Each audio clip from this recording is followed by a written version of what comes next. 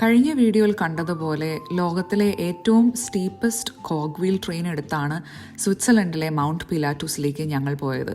Mount പിലാറ്റൂസിൻ്റെ മുകളിൽ എത്തിക്കഴിയുമ്പോൾ നമുക്ക് മനസ്സിലാവുന്ന ഒരു കാര്യമാണ് പല പല പീക്സ് ആണ് അവിടെ ഉള്ളത്. ആൻഡ് ആ പല പല പീക്കുകളിലേക്കും നമുക്ക് സ്റ്റെപ്പ് വഴി കയറി പോകാവുന്നതാണ്. ഓരോ പീക്കിൻ്റെ വ്യൂ പോയിന്റിൽ ചെല്ലുമ്പോഴും മേഘങ്ങൾ നിറഞ്ഞ ആൽപ്സ് പർവ്വത നിരകളാണ് നമ്മൾ അവിടെ നിന്ന് കാണുന്നത്. ഞങ്ങൾ കുറച്ച് മണിക്കൂറുകൾ അവിടെ സ്പെൻഡ് ചെയ്തതിന് ശേഷം പതിയെ ഡിസെൻറ്റ് സ്റ്റാർട്ട് ചെയ്തു.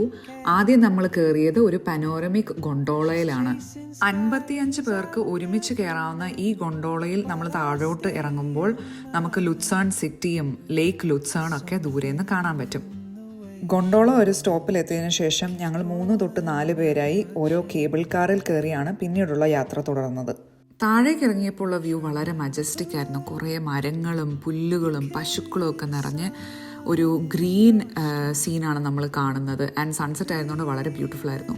അങ്ങനെ ഞങ്ങൾ താഴെ എത്തിയത് ക്രിയൻസ് എന്ന് പറയുന്ന ഒരു ഗ്രാമത്തിലാണ്. അവിടെ ഞങ്ങളുടെ യാത്ര അവസാനിക്കുന്നില്ല. ബാക്കി അടുത്ത വീഡിയോയിൽ കാണാം.